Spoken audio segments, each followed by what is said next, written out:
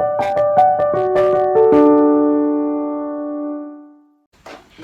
couple of months ago, I heard even people who didn't know anything about love languages. I heard them shouting, "Money is my love language. Money is my love language." So today let's talk about how can I know my partner's love language. If this is your first time coming across my video, do hit the subscribe button and the notification bell so that you don't miss any update on the space. Alright, let's talk about the question for today. How do I know my partner's love language? I think Gary Chapman, wrote a number of books on the 5 love languages, and the 5 love languages he listed out were gifts, words of affirmation, acts of service, physical touch, and quality time. Yes, so these 5 love languages were mentioned, and each love language, so to say, connotes a means of communicating love to a person.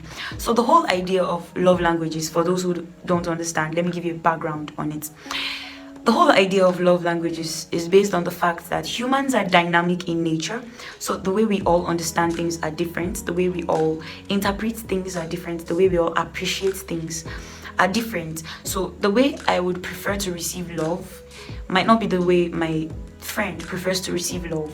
So the idea of love languages is for us to get to understand each other. So knowing that this person understands love in this way or in this manner helps me to communicate my love to them in that manner, so that they understand in their own language that I love them. So a love language is basically that interpreter that stands between you and the person who you want to receive your love. Clear? Let's move on. So the 5 love languages that were listed, like I said: acts of service, gifts, quality time, words of affirmation, and physical touch. Now, in every relationship or in every partnership, and I'm saying relationship not just in the sense of boyfriend and girlfriend, but in every relationship, whether friendship, whether parent to child, whether spouse, whether in every relationship, there's a difference in how people understand things. And the way that we get to that point of understanding is that we learn each other. So if I'm going into a relationship with a person, or if I'm going to relate with a person, I need to a very large extent, understand this person's mode of thinking, this person's way of assimilating things, so that it can help me relate better with the person. So when we're talking about how can I know my partner's love language, is basically asking, how can I know how best to communicate my love to my partner in the way that they understand it better. Now, I would say that a person's love language changes over time, or can change over time. Now, what this means is that what a person probably saw as love say 15 years ago might not be what the person would see as love right now. And that's based on the fact that humans are evolutionary in nature. So experiences, time, environment, all those things play a huge role in patterning us towards a certain direction. So if where I was, let's say 10 years ago, was a place that was filled with words of affirmation, a place where people were freely speaking of, positive things like that, the higher tendency is that I get so accustomed to that, to a degree to which, even if you're trying to use another means of communicating your love to me, if you haven't communicated your love to me through a word of affirmation, I might not really want to believe that you love me. However, like I started with, the fact that humans are evolutionary in nature makes that there has to be that constant understanding between individuals, so as to get to a point of smoothly working together. So if you want to understand your partner's love language, this is my advice to you.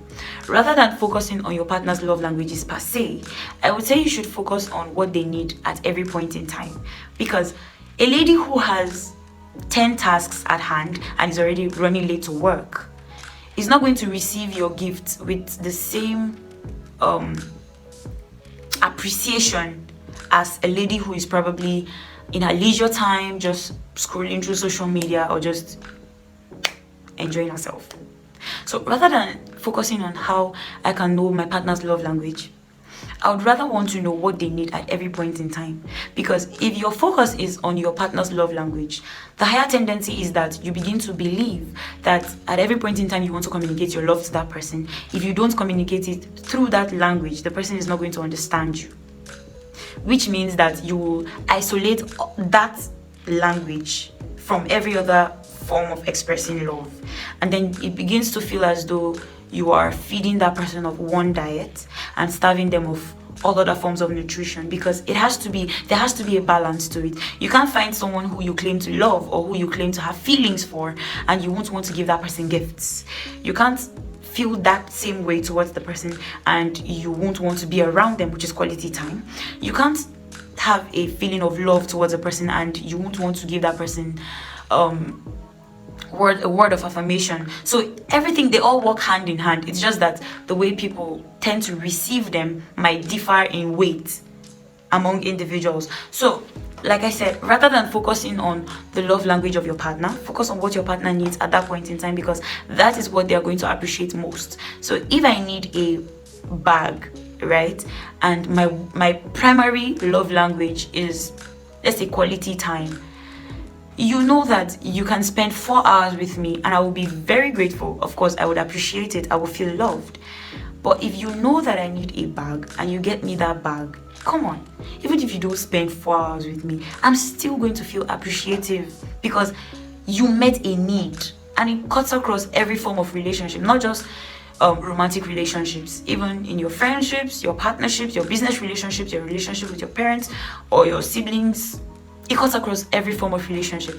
Rather than focusing on the person's love language, try to understand what they need at that point in time, which you can do by observing them and understanding them. I hope this helps. What do you think? Do you think it's okay to just focus on the person's love language? Or do you think, like I said, you should know what the person needs? See you in the next video. Bye.